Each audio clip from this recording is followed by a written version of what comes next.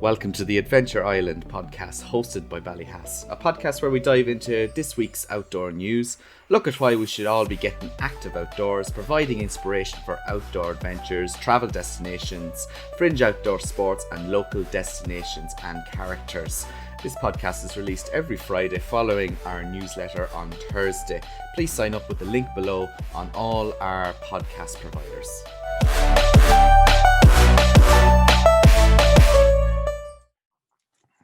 Cool. I think we're live. So here we go, guys, for Ireland, the Adventure Island podcast number 5 or episode number 5 of this season. You're very welcome back. My name is Owen McCarthy and I'm joined by Paul McCabe. As you've heard from the intro, we're both from Ballyhass and we're here to talk to you about everything outdoors, I guess. We got a pretty interesting week coming up this week.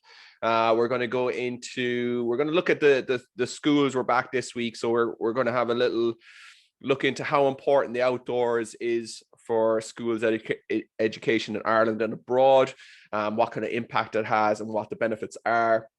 Following that, we're going to talk about the kind of newsworthy items this week in tourism. It was very much about vaccinations. However, we'll discuss the terminology as we get there, but some interesting concepts coming about the future of tourism down the line. After that, we're going to go into our adventure destination of the week, being New Zealand. New Zealand, I think, is quite an interesting one. Paul and I have both been there, so we've got some good recommendations, but also I think if you're comparing adventure islands, you'll always have to look at New Zealand, and we're going to talk about what New Zealand does well with adventure and maybe what we could do to emulate it. Finally, we have our last segment is always about an adventurer, about an expedition kind of style that we both like. I have one that I featured in the newsletter that went out yesterday evening, and Paul has a really cool one that I'm super excited about, with a bit of an adventure on our doorstep around the Skelligs Islands. So, cool, a really good podcast this week. A really good lineup. Paul, how are you keeping? How was your week? Yeah, not too bad, Owen. All good. Just sticking with the routine, getting outdoors as much as possible, getting outside, getting that fresh air and just keeping the routine, holding on now. And hopefully now, maybe by April 5th, we get some good news that, we get a little bit more access to the outdoors. And I think kind of spring's in the air, though, Yeah? I think spring is in the air, I think, isn't it? The mood's exactly changing a bit. It's definitely nice to see people out and about and smiles on their faces already. Even that will get old fairly quickly, but hopefully, as you say, in a couple of weeks we'll be cracking on, eh? And look at the days are getting brighter. There's a grand stretch in the evening, as they say, which is really helping. Don't say it. Yeah, sure. But look, schools are back, unbelievable, and that's kind of leading into what we're talking about first this week. But it's great to see him back.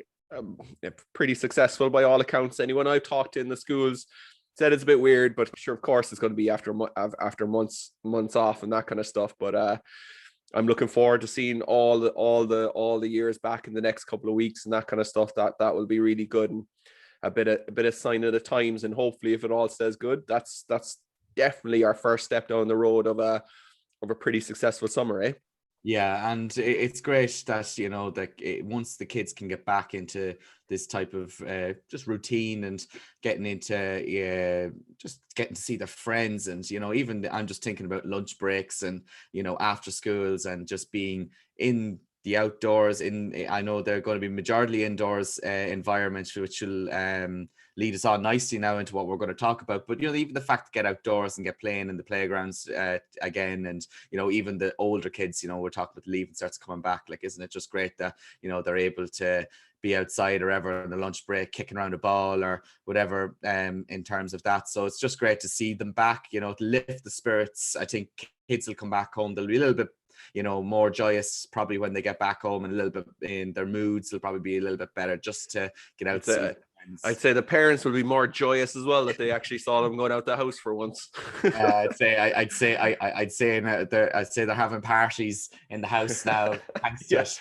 But through the kitchen windows. Yeah. I was on the walk. Um, Oh yeah, go on ahead. Sorry, I was on the walk there, even in Ballincollig there, and seeing the special needs kids back there, and it's just great to see them outside and enjoying themselves. It was just but how like what do you think? How important is outdoors to education? You know, I don't think Ireland particularly. Well, it's an odd one. I mean, we've maybe identified before that how great is Ireland as an outdoor nation, and we're probably not fantastic. And now the seasons work against us a little bit, that it's always a bit dreary. We don't have a solid summer season, we don't have a solid winter season, we just have a bit of meh all year, like with hopefully a couple of nice weeks in the summer. So it's just never on our kind of radar that we're a brilliant outdoor nation. So that drifts into the education sector a bit for me, you know, and it's underrated, I think, of how good outdoor education can be to a system. So what's your thoughts on it? You know what I mean? Like, I mean, like we've both come up through an Irish education system, and do you feel that they did the outdoor side of things well? I mean, it is in the curriculum, but I don't think, would you know what's in the curriculum? Would you know what needs to be covered? Yeah, like, no, to answer your question, I don't think there's enough done. And like, probably why I think that is, I remember even being in primary school, and, you know, like when, you know, the teacher, you know, we had a really good teacher, used to bring us outside when the good days are there. And I remember like when, you know, we were brought outside, you know, it was nearly looked down upon. Well, you know, the students all looking out the side the windows, being like, look at them out there outside, you know. But like, even with teachers, you'd always felt like you were guilty learning outside, you know. Like, say if there was chairs set up and it was an English class, and, you know, they were doing drama, acting out a poem or acting out a story, that it was like, you know, there was a bit of guilt involved. You shouldn't be outside, you should be in the classroom learning about that. So I sometimes think the attitude to it can be, you know, a little bit off-putting. But in saying that, I think it is improving, you know, with outdoor providers, even like ourselves, you know. People are, you know, our teachers are booking them more often to give outdoor experiences, and I think that is feeding a little bit into the, you know, the actual school environment when they go back to school. You know, stuff they might be trying, and in the outdoor providers might be something they're bringing back into school.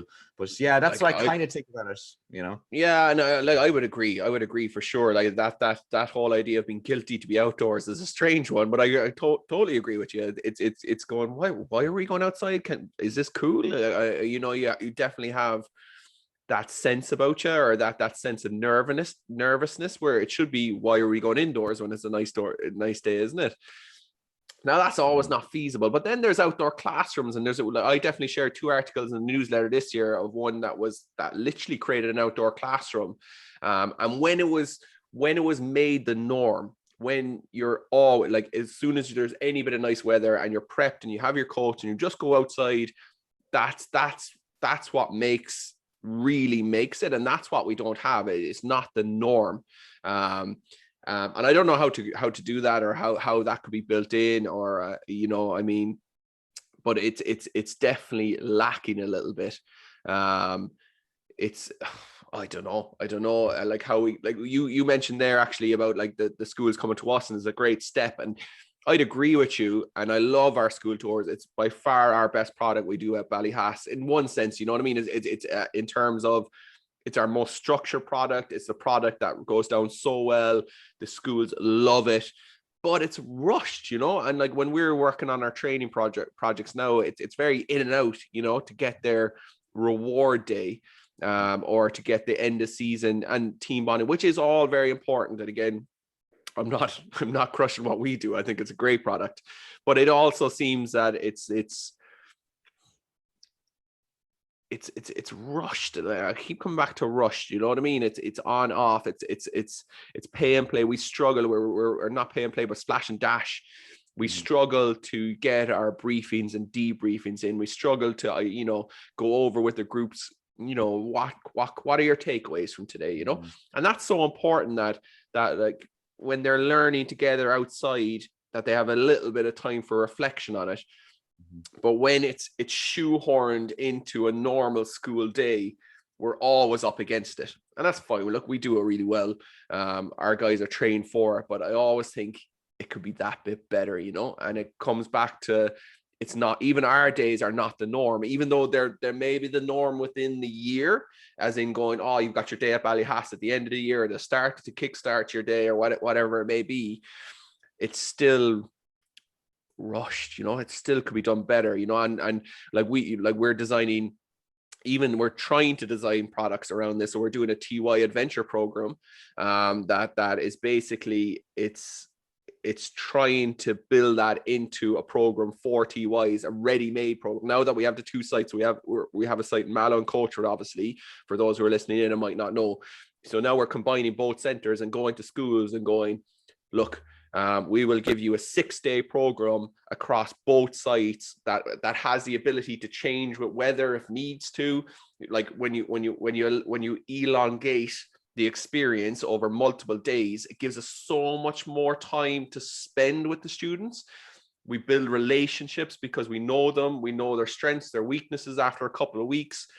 And then that's when the experiential thing explodes and they really see the outdoor learning. You know what I mean? So it's the same. I'm sorry, I'm kind of maybe going a long-winded way here of going, your example of being taken outside class in an English class to comparing it to what we offer in a full day outside, instructor led, really experiential, great team bonding, natural team bonding. I always said it's a byproduct of what we do. You know what I mean? Like, we do activities and the byproduct is always team building. Even when teachers are going, oh, can we make sure there's team building? It's like, you're going to get team building. But what you can offer more, you just need to spend longer there and not feel guilty about it. You need to go, this is important. And that's maybe where we're going awry in the Irish education system is not the norm. We don't put emphasis or enough importance in just the time needed to be spent outdoors. That's just my feeling, a bit of a rambling there, but I think that's my yeah. I think I can't quite, I'm all problems and no solutions here, but they're definitely there. You know what I mean? I think you're hitting on a good point there, because I'll make kind of two examples, like even just from my own personal experience. Like a transition year, I did transition year when I was in school, and I thought it was the best year I ever did. And to me, it was the DOS year. We all wanted, just take it handy. That's the way I viewed it at the time. But I really valued what I did in that, and we did do some outdoor stuff, not as much that I think would be sufficient to give you the best transition year experience, but we did some really good stuff, especially in, like, say, horticulture. We did horticulture in transition year, and it was something that, I don't know, I found the access that we had to the outdoors, 3-4 times a week, where we learned about flora and fauna outside, in our school environment, in the school grounds. We had a polytunnel, we planted things, we learned about, the animals that would be around the area, and I always found that really beneficial. And that was only for a term where we got outside 3-4 times a week, something really, really small, which, getting access to the outdoors and learning something education wise in the outdoors really, really helped. And that was something that really stood to me in transition year. But transition year gives you that opportunity for that year to do things like that, where maybe the normal school year can't. And just on to the second point I was making as well, like, I thought sometimes the GAA has done that quite well, where we do physical education, at a very young age, where we learn the skills of the GAA. And, it's like everyone can kick a ball or, puck with a hurl. And it's something that's been ingrained with us because it's part of our physical education system from a young age. Now, if we could get the outdoors in a wide range of areas like that from when we were young, imagine the potential of people, how comfortable they would be in the outdoors when they got to secondary school or even into young adults. I think that would be fantastic. Oh, 100% agree. And but I wonder why why is it an Irish thing that we prevent people from trying new things at times? It's and I guarantee you will get onto this same topic when we're talking about New Zealand later on, and the differences between Ireland, because there's just the Irish bucket of crabs. Did you ever hear that one? No, I haven't. No. So like that's the Irish bucket of crabs, where like you never have to put a lid on an Irish bucket of crabs, because as soon as one crab starts reaching to the top, the rest of the crabs in the bucket will just pull them back down. You know what I mean? So it's the same kind of principle. If I think, and you mentioned the GA and what is ingrained in us, if somebody starts going off in a slightly different channel, no, come back. No, come on now, we'll do what we've always done, because this is what we've done, you know? So to try and blaze that new trail off into an outdoor sport or an outdoor lifestyle that's different is not frowned upon, is just not the norm. And then it's a battle to do. It's just we lack an openness at times to try new things, and that I think is reflected right back into how the facilities are provided and the lack thereof at times, even to get into the mountains and the rivers. And I know, and we have to work hard, even like, you know, the greenways are a great example of a success story of taking a disused piece of the outdoors, like old railway tracks, and making them into tourism activity exercises or products, we'll say, which is great. And then they're trying blue ways now as well, which is water elements where you have good access and good entry and exit points of specific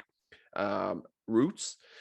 But we have to work hard to get there, you know. That those kind of things I would have thought should have been pretty natural. And maybe that's where I'm kind of like, down the line, I'm almost like, why doesn't this happen? And I can never quite put my finger on it, you know. And I shared this article. I'm going to go on to it just because I have done. And I mean, it's just 5 reasons why outdoor learning is a good idea for primary schools. It's by Orla Kelly there from DCU. It was on RTE. I thought it was really good. And a lot is I guess, like, engage with the environment. You know, outdoor learning gives children the opportunity for first-hand observation. Often the first step is inquiry, and supports development of children's knowledge and understanding of their environment through direct engagement has been one of them. Connects children to the communities. You know, regular visits to their same environments promotes knowledge, attachment, and connection to a place. That's very much, you know, that could counteract a lot of what we're saying there in terms of, oh, you can't go there just because we've never done it. Provides real world context. Natural and built environments provide real context for children's learning, and such context can provide a hook for children's learning. Supports risky play. I thought that was quite an interesting one. And what did she say? Giving children time and space in natural environments can support their risky play. Risky play is adventurous play and includes opportunities for children to test boundaries and explore risk. Outdoor learning, in particular through forest school, can provide children with the freedom and opportunities for risky play within a framework of security and safety that involves a risk-benefit assessment.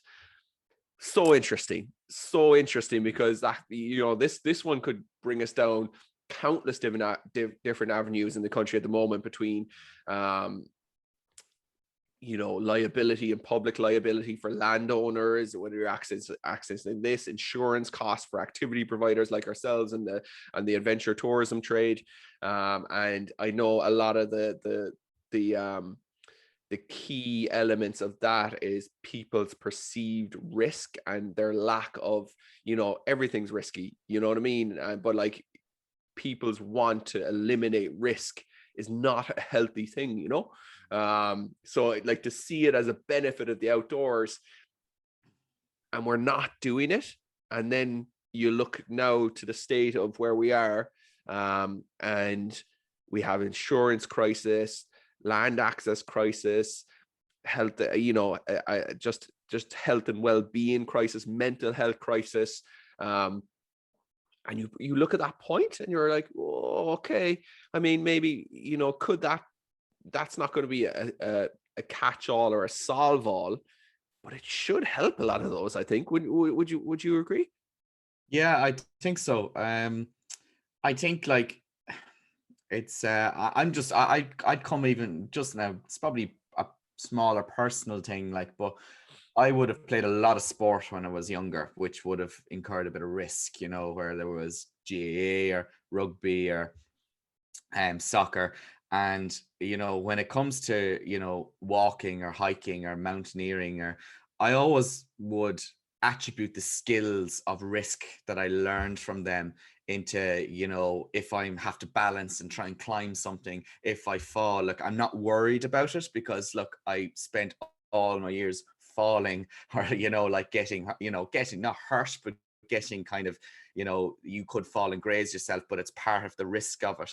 Whereas now I could see some people who never, and actually funny enough, me and Tim were having this conversation, is some people who never played sport or never really did outdoors when they were younger, that when they get that little bit older, and I can think of some people I know as an example, that when they're outdoors, I say if you're going for a walk or a hike, they're kind of dwindling and bundling, and can't keep the balance because they're so worried about risk, of them falling or something happening. Whereas I wouldn't just personally have that mindset. I'm thinking, plow on through, I don't think I'll fall because I'm confident in it.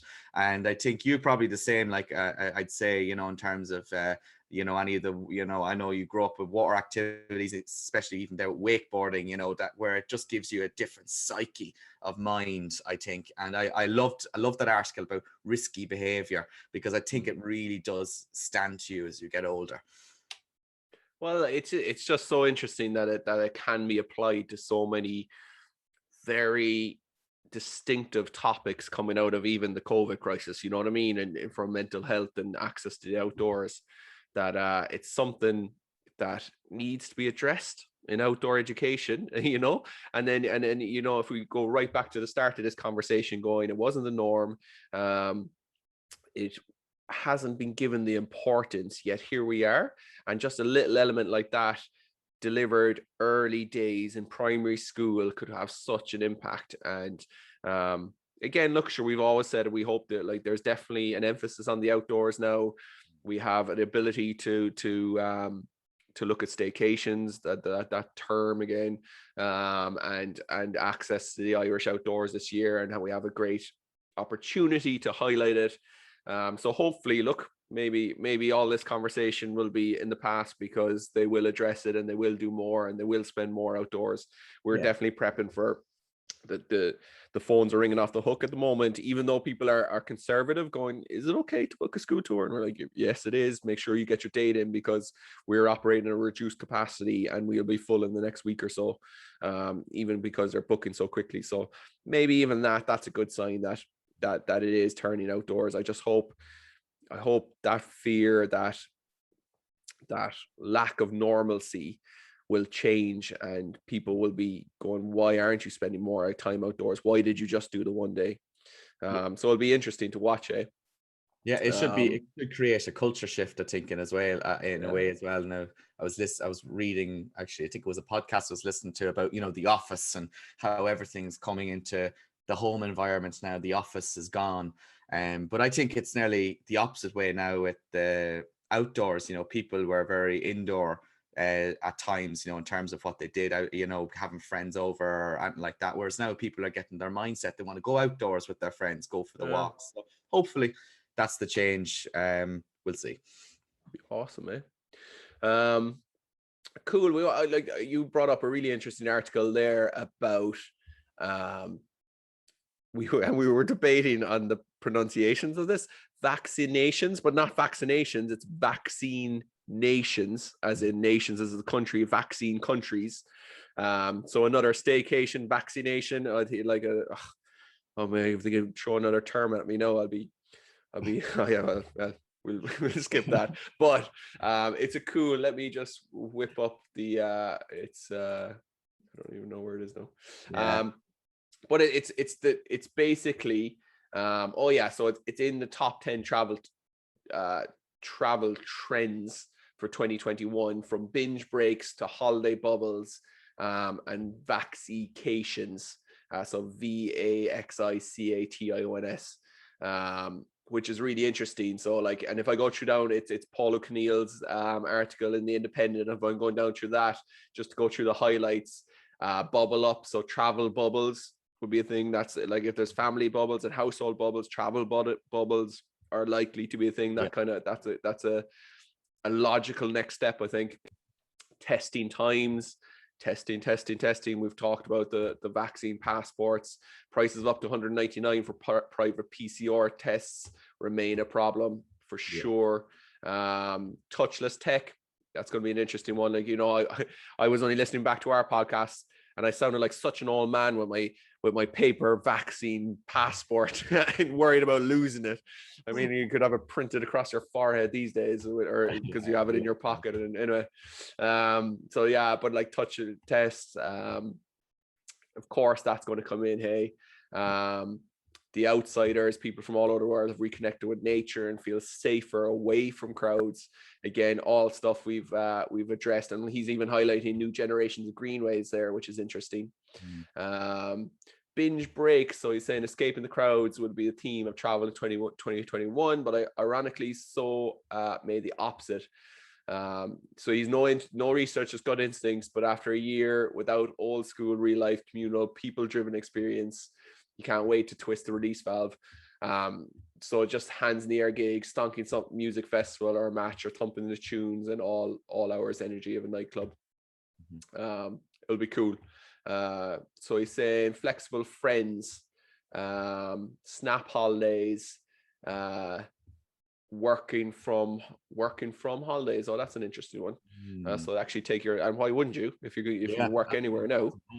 Yeah. And I think Spotify were the kind of the game changers in that. They came out recently and said that all their employees now can work from any location in the world, which I found very interesting. So it's becoming very popular. I've seen the UAE did have a new 1-year visa you can get to work over there remotely. It's becoming a kind of a popular thing now, when as I mentioned there, the office is starting to kind of decrease now.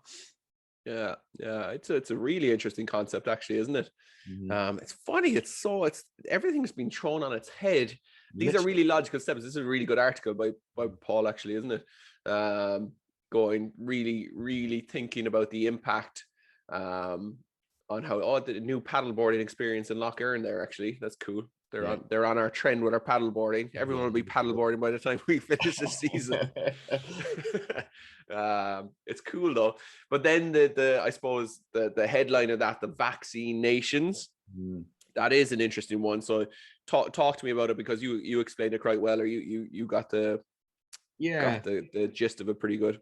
Yeah, kind of like what they want to introduce. The staycation is not only in Ireland, it's massive in the UK, and it's become big in Europe, and especially because Europe is moving with their vaccination program, very similarly, that they're talking about vaccine nations. So like, nations that are vaccinated, that they can promote, inter-tourism with each other. Because I think, as in, but both nations being vaccinated. That's the key. So it's kind of so Ireland reaches, argument's sake, 100% vaccination rate. Everyone on the island is vaccinated. Yeah.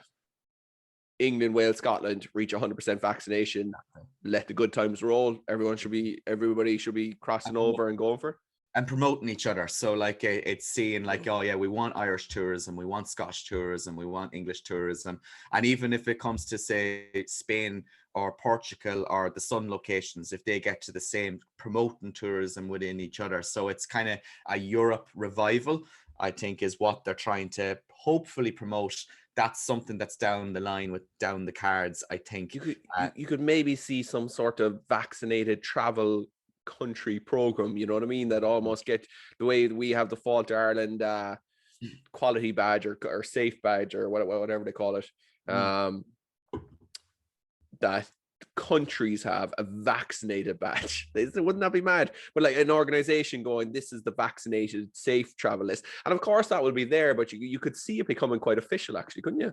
Yeah, and again, it kind of comes back, we discussed this very in good detail last week, that we sound like we're talking like it's a new concept, but vaccine travel has been in for a while now. It's more so in the long haul destinations. You're going to South America, you're going to Asia, which I was listening to Michael O'Leary there during the week talking to the House of Commons, which he thinks that's going to be a long time before that recovers. But short haul now, travel between countries in the Europe or the UK now, is they're hoping can recover by late 2021, which would be brilliant if they did bring this vaccination, theme to it, that, you're promoting intra-travel between Europe and, just helping each other's economies, because that's what's going to get, especially Spain, Italy and Ireland, which is a very big tourism economy, back open and back up and getting it, pre-COVID levels.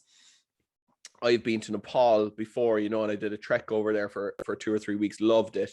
And Elaine and I were talking about maybe trying to get there again. But, in reality, I was like, oh, that'd be cool because we do it in January, February. But if you talk about a vaccination nation, Nepal is just never going to be vaccinated. Like, I mean, they can't hold regular elections because people just can't get down from the mountains. You know what I mean? Because there's just this big hulking Himalaya mountain range going down, and people just can't travel around the country, and it's so hard, and they're pinned in on all corners by China and India, and like, so when it just occurred to me there as you're talking, it's going to get a nation like that vaccinated is so far away that like these lists, if it does become commonplace, right? So if there is this vaccine nation alliance, for whatever way you want to put it, are we going to cut down? Are we going to like close up beautiful corners of the world because they're not vaccinated? And what are the roll-on impacts to those countries? And really, you see Africa has barely any vaccines, you know what I mean? And there's going to be this big first world versus third world divide potentially, that we'll have to step into and address at some point as our vaccinations seem to go up. But I think Nepal is a very tangible example for me, because when am I going to get there? I'd love to go back now, and the more I think about it, but then if it's all dependent on vaccines, I just can't see that country, after being there before, absolutely, ever reaching. They just don't have the money or the facilities or the access or the geography to get a project like that done anytime soon. And I couldn't agree with you more. I think this is the danger of the whole thing, is this divide, and that, people have these really good travel plans, but, it could be 3, 4, 5 years down the line before they even come near to, even thinking about visiting these places. And not even just that, I think, this is, we talked about, how simple everything could be with a vaccine, but now the multiple variants coming into play, where it's like science is just going to have to keep on top of it. And that's only the first world trying to do that, where the third world will just probably drift a bit more apart, which is sad, because even you talking about Nepal, I'm like, oh no, January, Nepal. Unreal. Such a good, we'll put it as our destination another day, because I love it. I just love that country. But when are we going to get to New Zealand, Paul? When are we going to get back to New Zealand? Do you want to go back to New Zealand? It's our adventure destination of the week. Tell me about it, because you tell me your story first, and we'll figure it out after that. There's no really words to describe New Zealand. New Zealand was really an adventure of a lifetime, and I didn't spend that much time there. I was 3 months there. I went over on a working visa, and I was in Auckland to start, and I explored a good bit of the North Island. And you always hear over there's a big difference between North and South Island, and everyone really does rave about the South Island and how great the South Island is. And the South Island's fantastic. Like, me and you can agree on that. It's just what you see over there in terms of scenery is fantastic. But one thing I would love to highlight, and I did it while I was there a good bit, is the North Island has so much beauty in it also. And it comes in kind of the forms of, especially, you've a lot of volcanic features there. It's full of beaches and beach areas, lakes. It's kind of like a hybrid between South Island, New Zealand, and Ireland or Scottish territory. It has that lovely hybrid mix. It's like you see all the mountains, but you see a lot of green as well. I'm a big advocate for the North Island. The South Island, though, yeah, sure, look at yourself, Owen. What did you think of the South Island in New Zealand? Well, I wasn't even there as long as you were. I did about 5 weeks, I think, but I was there purely touring. I was Yeah. based in Australia at the time. I kind of had at that point. I was coming back to this job actually, so 10 odd long years ago now. Um, and I was like, I can't be this far around the world and not get to New Zealand. So I was with my buddies at the time, but I was like, do you know what? I'm heading off here on my own. I'm going to do this New Zealand. It's too close, too easy not to do. Mm. Never. Now, this is me never having a massive draw for the place either. I don't think. I would have never said no, but I would never have been number one on my list either. But amazing, and like it's kind of like Ireland on drugs. In terms of the landscape and that kind of stuff, you know what I mean? And Ireland's beautiful, Yes. and then you go to New Zealand, and it's similar. It's very similar in how local it is, and you're going from village to village, but just with mountains towering over you rather than just nicely ample over there, and angrier landscapes, if that is it. Between North Island, I love the North Island because actually I did a bus tour at the time, Oh, because brilliant. I was on my own, so it was like action packed. The North Island was for us. Like, we just did so many cool activities up there. I think we were doing rafting up there. I think we did our Maori kind of homestay over there where we were doing the haka. It was just really cool. I think I did the North Island first, so I fell in love with it. Started in Auckland, I'd say, actually, now that I think of it, and then went down to the South Island. And then South Island, it was more natural beauty, like Queenstown. Oh my God! If you put a gun to my head today and said if you have to stay somewhere for the rest of your life, I'd be like, oh, sure, I'll go to Queenstown. Thanks a million. It One of just my has the favorite best places. of everything, Yeah. You never went? No, Did it's you one of go? my favorite places in the Oh world. yeah, yeah. I was like, oh my God, have you never been? No, no, no. Yeah, so like I Queenstown, had to go amazing. And there. I was there during the summer, so I would love to be there Yeah. during their summer. So I would love to do a winter season there or something as well. Um, and then, but like my number one, like there were so many cool things. There is skydive down there, the Franz Josef Glacier hike. Did you do that? No, I didn't actually. So I did. Paul, what are I you know, doing? I know, Did and you do this is another it. one? Did you do the other one? No, this is the thing. Like, I did a lot of my North Island. I did Wanaka, Queenstown, and I did a couple of mountains when I was there, and did Skipper's Canyon in Queenstown. Did an excursion through there. But this is the thing. We're after talking about when can we go back. I'm dying to go back to New Zealand because there's so much South Island I haven't done, and like I fairly grafted the North Island. I did a lot in the North Island, so it's kind of just getting back, having that excitement to come back. I love leaving the place anyway, having more to do because it just gives you the enticement to come back. Well, like for anyone listening in, if you're going to these are all pretty standard things in New Zealand. Like if you're going to get there, you'll see it. It's the first thing in the guidebooks. Franz Josef, and there is another option for a glacier hike that you could do, the Fox Glacier. Yeah. Gee, I did not think I'd be able to remember that, but there you go. It's just a hike, but it's hike through ice and crevasses, and it's amazing because there's never any hike that's the same more than a week later, because it changes and they build in steps, and they're there. They bring their pickaxe, and you're there, and you put on your ice crampons. Just amazing. Such a really cool, once in a lifetime kind of experience. Although ever since then, I've got a massive draw for Antarctica. I would just love that trip, but that's for another story. I have a trip planned as well. Now, at some stage, I'm going to do it when I get it for the Arctic.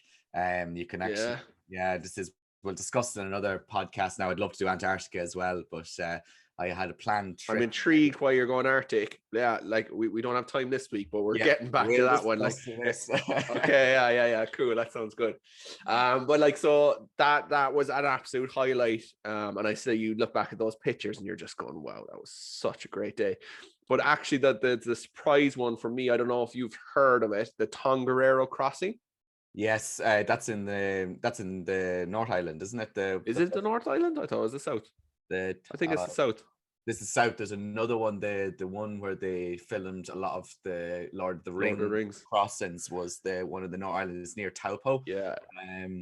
I can't, sometimes with the terminology I can't remember, but yeah, it could be. I can't remember which one. But look, it's just amazing. Like, I don't know. I didn't consider New Zealand overly volcanic when I was there, but this is literally a crossing over a volcano. No, we got really lucky on the day. It was crystal. There wasn't a cloud in the sky. And I remember like, you know, we were young at the time. We were boozing away on this bus trip, having the time of our lives. And we get to a point where, and you'd always be doing hiking and always active, but this one was like a 20K hike. And I remember the bus driver specifically pulling the bus over and going, guys, do not miss out on this one. Look, you do not realize how lucky you are that you have this day, this quality to go up and do this hike. And I was always going to do it, but I remember the other ones going, 20K, I'm a bit hungover. I'm like, we've been on a 6-hour bus journey already. But it was just, you just walk around and it was the most moon-like landscape. It kind of reminded me of Bolivia actually a couple of years when I was there later, but amazing. And the ground was steaming and it was just, but again, I think we got so like you could go up there and probably see nothing the same way you could go up a mountain here and not see anything because of the weather. But I remember there, number one, don't miss out if you're into hiking in any bit, but even if you're into just landscape and just to be in such an alien area and just an amazing experience. What I find mad about New Zealand and like even hiking here and hiking there is, you know, like everything in New Zealand is, you know, if you're hiking up a mountain, like on average, like just like your normal day out, like you might do here, everything's a 1,500 meter mountain. So it's like, you know, like when you think Carrauntoohil was 1,069, you know, like everything is a 1,500 meter mountain. So it's all going to be 6-7 hour return journeys. Whereas like, you know, you climb North Cork here, Mushamore, which is a 600 meter mountain. And it's like, I did my 3-4 hours in my big mountain in Ireland, where it's just like, it's like small. Well, that's my New Zealand is Ireland on drugs, isn't it? But like, I'm kind of like, so actually the big point here that I wanted to, on the back of that, actually, that's a good discussion point is we call this the Adventure Island, Ireland, the Adventure Island. But in reality, everything pales in comparison to New Zealand as the adventure island. You know what I mean? It encapsulates adventure for me. And interestingly enough, like we've touched on so many topics already in this podcast that New Zealand do better in terms of land access is a big one. And I know when we look at New Zealand, we go, we need to emulate what they're doing down there. And what I mean by that, if you haven't been there, is that the adventure is so accessible down there. Like if you're in Queenstown, you can go onto the main street, go into the tourist office, and there is 40 amazing different experiences that you can do, from several different bungee jumpings, rafting, river boating, jet boating, climbing, tobogganing down mountains, like hiking, kayaking on the lake, the crystal clear lake. It's just endless what you can do. And not only can you do it, you can do it that day and you'll be picked up from there and just whisked away. And they have this amazing ability to organize their activities together and work together. I don't know what the secret is. I know, like we discussed briefly before we came on, about the land ownership, and we, you know, the greenways are a prime example. They're a struggle to do here. We were discussing what how good an influence they are, because we're struggling to get access to the land and people don't quite see the value of it. All right, that's unfair as well. But there's no reason why we couldn't emulate it, but there's a lot of hurdles in the way, and it's not just as easy as, we're looking the same, we could do it, why can't we do it? Why don't we embrace adventure the way New Zealanders have? I think a lot of it accessibility is such a huge thing as well. Like, you know, I'm thinking even what I just mentioned there, Mushamore or Knockboy, they're like two kind of high peaks in Cork, and like they don't have tracks on them. So like it's fine for like myself or yourself, like, you know, we put a pair of hiking boots, or, you know, and we just equip for it. But, you know, you want to invite the ordinary Joes, you know, to the outdoors and seeing the amazing views and looking outside, and, you know, encouraging them to, you know, getting gear and things like that.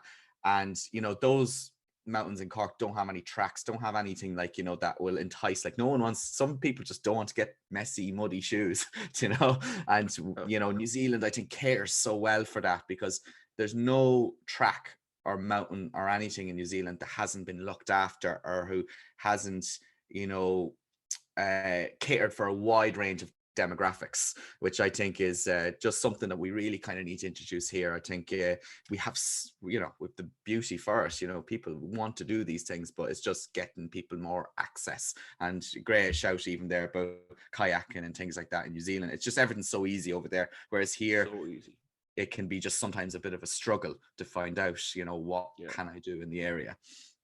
They just embrace it, and maybe it's a wrist thing as well. Like they seem to be so much more comfortable with wrists than we are. I was doing some crazy stuff over there, but crazily, but well organized. I did caving of one trip there. They were the home of the zorbing, which I found is one of these things that maybe is kind of commonplace in centers and stuff, but they developed it there. I went to the site that they started the zorbing, and it was just really well done. But like, who who encouraged them to put somebody in a big inflatable ball and huck them down a hill, and how did they get there to that point, because you could never see that happening in Ireland. Like we did axe throwing here in Mallow, and to this day, even in the last one of the last adventure tourism ones, so the Adventure Association, they brought up going, oh, remember when we went axe throwing, everybody had a good laugh, and I'm just there going, this is a world sport, you know what I mean? This is something that we've brought, that we're competing on a world stage. And it's kind of like, and our own Adventure Association is laughing at it. And it's like, come on, guys, you got to encourage this stuff. You got to get on board with the new stuff, not just because you're a kayaker or just because you're a surfer or a hiker or own a horse school or a dive center. Open your eyes, adventures everywhere around us. We need to be open to it. And just in New Zealand, it seems to be that way. You know what I mean? We push the boundaries with that axe throwing, we're extending it to Coachford. And, of course, it sounds like, oh, you're chucking axes, but it's really safe, contained. It's a legitimate sport that creates amazing communities, and even if our own Adventure Association is doing that, you're like, yeah, it's that like Irish bucket of crabs, It's like, whoa, no, we're going kayaking. No, we're doing this, It's like, oh, come on, let's think outside the box a little bit, That's it. Like it's the adventure is probably just not as open. And I think it comes back to our earlier conversation about, when we're primary school young and maybe there's a bit of a lack to access to different things that are outdoors. I think it does come from that, Let's finish up on our last segment, so Paul, because that's it. New Zealand was always going to be an interesting topic. Our kind of adventure expedition kind of ones. I'm going to only briefly highlight this year because you've got the winner this week for sure. In the newsletter this week, I highlighted Jake and Nicole's Off-Grid Life, I think it is. So check out our newsletter if you haven't seen it. You might share it on the Facebook, actually, the link and stuff, Paul, or it actually probably already is. Anyway, so I quite liked it. I found them in this couple in the first lockdown, and they're quite unique in the way they film their videos in a sense that it's quite slow. So to give you the background, they're in British Columbia, I think it is, and they're living on this island, so they have to take a boat across. They built a yurt, and they're living off grid completely. But it's just because they've been filming it for day one, they're very consistent in their videos. You really see progress, so you can dip in and out. I don't follow them like week by week, but every now and again I'm like, oh. Now she also does a topless picture in every YouTube cover, so it draws your attention. She's they're just queen at the sex sells. And it's like, why are you topless in the middle of winter in a forest? There's no need for it, and it has nothing to do with the video. But bar that point, it's really interesting because they're cool. They're out, they're building hot tubs, pizzas, ovens, all this kind of luxury outdoor stuff, living off the grid and thinking. And so I think it's, if you ever aspired to off-grid living, and I certainly do not, I like it, but I like to come back to my comforts as well. But this definitely goes, oh, look, this is cool. It's something outdoors. I'll link it in the description below for sure, because it is cool, and I would encourage you to check it out. And because of the way they film the videos, it's just kind of chill, it's sometimes if I just want to think about something else, you're watching for half an hour, but 10 minutes of that could have them cutting down a tree, and it's just so weird. But that's my recommendation of the week. But I think You've really got the winner. So do you want to go for your one? I'm gonna it's actually Yeah. it's a YouTube video that I'm gonna share here as well. Yeah, so actually I'll describe it then just for the guys listening Yeah. online. Like so this is a guy I came across. I think I came across him on Instagram, and I had really cool kind of travel videos and stuff on YouTube, but this was just amazing. So he kayaked 16 kilometers out to the Skellig Islands, and if anyone knows about touring the Skellig Islands, you can't access there by boat, so you're not allowed to bring a permit out to bring your boat or park it up and go out to it. You have to go with a designated tour Oh, yeah. company. Yeah. So probably the only way you can access it is to swim or kayak out to it. But it's just fantastic. So these two guys, Paul Deering's his name, and a mate of his, went out and camped the night in Skellig Islands. And I recommend Is that legal? Can you do that if you kayaked? I'm not sure, but I do know. I remember looking it up before that. It's Look at that shot there. Sorry, there's just an amazing drone shot of them standing on this peak, flying over. And this is Skellig Michael, is it? Yes, Skellig Michael, and then that's has been so high on my list, Paul. Yeah. I can't tell you, and I've just been lazy about it, and I just haven't booked that boat because you have to book it a couple of months in advance. But I know my parents did it. I know a lot of my aunts and uncles did it, and they just look at the beehive huts there. This is obviously the walk down and that kind of stuff, which looks intimidating enough. They say it's very intimidating. In fact, it is. It's dangerous enough. Seemingly, they were saying that it's very like the stones are loose, and the cobble is on a wear and tear. So there is actually big safety requirements on going there. But it's just amazing to go back to the point there. Like I know that they say that.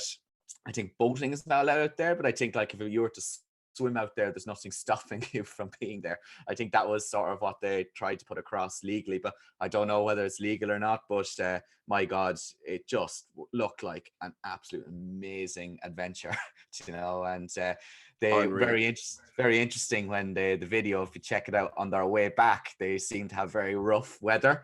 So it was a bit of an adventure getting back. I think the guy he went with flipped 5 times. So it's not the backyard adventuring that we're particularly talking about or highlighting, is it? So I think it's something that if anyone was ever considering to do it, it's check out if it's legal to do first, and make sure that you are you abide by safety and you're capable of doing something like this. It looks a bit rough for my sup, Paul. I get away with it. Get out in the if he tipped out of his kayak 5 times, I'd say I might as well just swim with the stuff over. Well, with all the rounds you're doing in the lakes and Ballyhaston, it'd be no bother to you. That video is unbelievable. If you haven't seen it, I'll put the link below this, but I'll also share it in next week's newsletter because I love it. That looks so cool, and really highlights the adventure on the serious adventure on our doorstep in reality. Hey, awesome. I can't wait to go away and watch that video properly, Paul. So great highlight there. Fair play. I think we'll wrap it up there for today. I'd say, hey, I really enjoyed that one actually. Obviously the outdoor education, and it would definitely be a passion of mine, and obviously core to our business. Also the New Zealand and the adventure islands, comparing adventure islands, that's so topical. And I think one of the big key takeaways is that risk, and how looking at that and the threads that is connected to in all the conversation we're having is so interesting. And it would be cool if we could investigate it further, or maybe look at how the outdoor industry in Ireland and the wider, I suppose, public virus treat risk, and maybe if there's a comparison to other countries. So that could be something for another podcast down the line. But again, as usual, thank you so much for tuning in. We record these on Friday, so they don't always go out on Friday by the time we have everything edited and uploaded. So between Friday and Saturday, you can expect these to go up. Don't forget to sign up to our newsletters, which go out on Thursday. Paul, we have a webinar going on next week, do we? Is that Friday? So, yeah, next Thursday. Where it'll Thursday. be webinar on all the water sports that happen in Ballyhass. So wakeboarding, kayaking, all that jazz. So more info on that. Our opening, hopefully our hopeful opening times, and we just discuss everything kind of involved in them, and how you can get involved. Awesome.